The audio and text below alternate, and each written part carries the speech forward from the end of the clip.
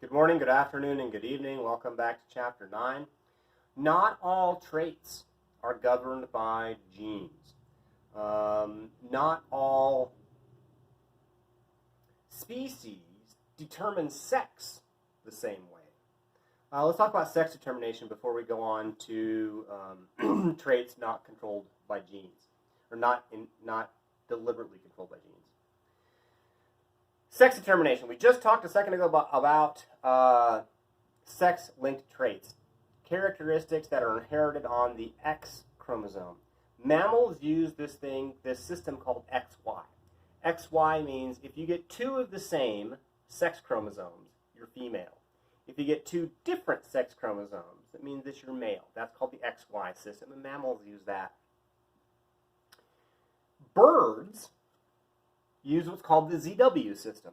The ZW system is the opposite, which means if you get two of the same sex chromosomes, you're male. If you get two different sex chromosomes, you're female. The reason why it's called ZW is just as a counterpoint against XY, W, XYZ. That's why it's called ZW. The chromosomes don't look like Z's or W's. This is a different way of calling it. Grasshoppers and roaches use what's called the XO system. XO means if you get two sex chromosomes, you're female. If you get one sex chromosome, you're male. Because that's actually kind of pretty close to what mammals do, right? Already? 2,500 genes versus 25, the X versus the Y. So it's not that big of a change to have an X and nothing. And actually, there is a condition amongst humans where that is actually their sex chromosome. It's called Turner syndrome. We talked about it last chapter, about those women that got one X chromosome and nothing else, XO. This is whole species that use that as their sex determination. Ants and bees use chromosome number to determine whether you are male or female. If you have two copies of every chromosome, you're female.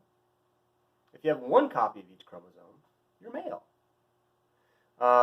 Almost every bee you've ever seen has been female. Almost every ant you have ever seen has been female. Don't call bees he and him.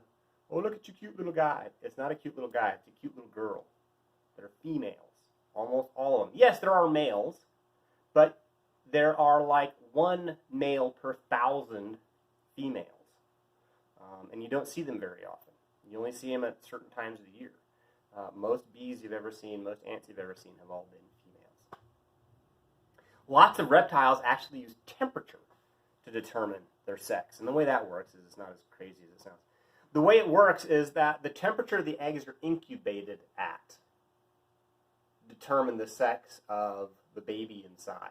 It's not always the case, but as a general rule, the warmer it is, the more likely it is to be female, and the cooler it is, the more likely it is to be male.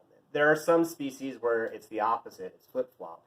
But crocodilians, lots of turtles, their sex is determined by temperature of incubation.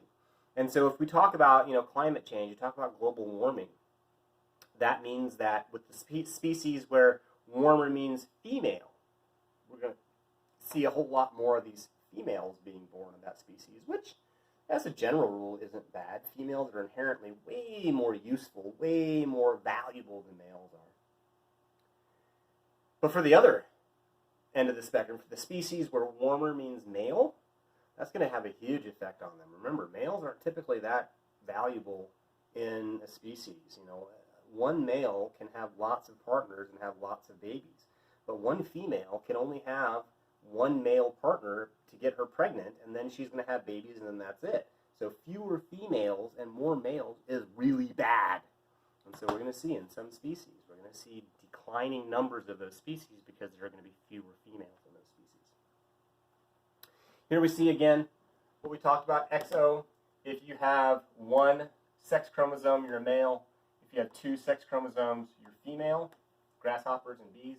ZW, if you have two of the same sex chromosomes, you're a male. If you have two different ones, you're female. We said this about bees. if you have one copy of each chromosome, you're male. But if you have 2 copies of each chromosome, you're female. And again, almost every bee you've ever seen has been a female. Almost every single one. As I said at the beginning of the video, not all traits are governed by genes.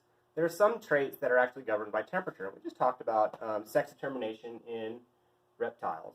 But hair color in Siamese cats are actually influenced by temperature too. That's why the body in a Siamese cat is cream colored and why the ears and the legs are brown. Cooler means brown. Warmer means cream colored. What's going to happen with these traits that are determined by temperature? Temperature is almost always the primary other factor. If it's not controlled by a gene, it's almost always controlled by temperature. Not always, but almost always.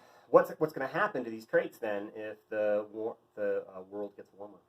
And that is, we're going to see a lot more of whatever the warm causes. Some cases it's not a big deal. Other cases it is kind of a big deal. All right, see you again in chapter 10.